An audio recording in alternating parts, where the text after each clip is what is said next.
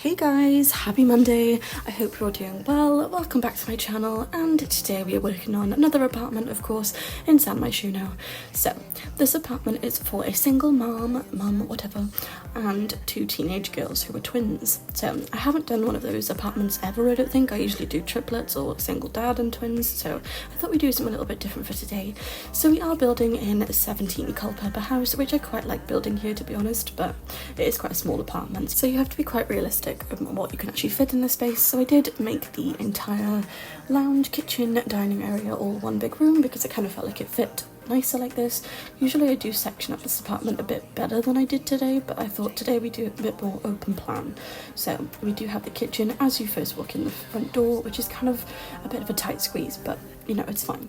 And then I did go ahead and include this sofa, which is from Snowy Escape, because I haven't used it ever, I don't think, not in a speed build anyway, and someone used it in my shell challenge the other day and I thought, you know, it looks really cute and cozy and it just fits my sort of vibe for apartments. So there we are, that's what we're doing. So I am just now including all the stuff in the kitchen. I did use a cheaper microwave for today because I kind of felt like the colour scheme matched this apartment a bit nicer. And yeah, I didn't include too much clutter for this apartment because we don't have any kids living here, which is a first. Usually it's just a lot of kids, but I did just have two teenage girls for today, so I did go ahead and include lots of stuff from high school years because of course they're in school. And yeah, I really like how it turned out. I think it's a really nice space. It's a 2-bedroom, 1-bathroom, of course, because we don't have that many bedrooms, but there's enough for 2 teens and a single mom. I like the colour scheme. I think it's nice. It works with the beige and the blue, and yeah, I tend to sway away from blue in games sometimes because I think a lot of stuff is like blue suburban style, so I try and like venture out a little bit, but you know, today we went a bit more original and that's fine, so that's what we're doing. I did include some teddies on the sofa because it was glitching in the part where the 2 sofas joined, but I kind of felt like, you know, they'd still have teddies. Just because they're teens doesn't mean they can't have some child stuff involved, so that's what we did.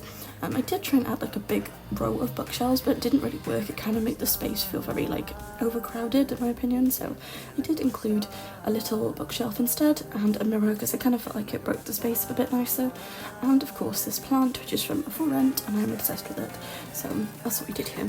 I did also add some clutter to the kitchen. I didn't add too much because we didn't have that much space, as you know, but I did add some like study stuff, and off camera I did include some backpacks on the chairs as well to make it feel a bit more realistic and lived in, and I put a lot of clutter under the TV, so you know, it felt more realistic at this point. I did also add some stuff from well, it's still high school years, but stuff that I wouldn't normally use, I suppose. That was quite nice because it's nice to do something a little bit different some days because I am not used to using every single item. So I did try and filter it by pack today and sometimes by colour as well, because it kind of felt like it gives you more options that you haven't necessarily ventured into before.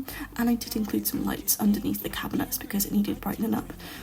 But anyway, so now we moved on to the teenage girl's bedroom. This is very much a pastel pop themed room, as you can see. I can't remember where the bed's from, I'm not gonna lie. On the right hand side I think it's from Luxury something, I don't know, but the left hand side is from high school years. So I did try and make it kind of like a pink and purple theme, but kind of a bit of like every colour. I love using pastel pop stuff, but I didn't have a specific backsplash on the like featured wall where the beds are. I wanted to have a purple patterned wall, but I couldn't really find anything that I liked, so we just kept it all the same colour for today, which is fine.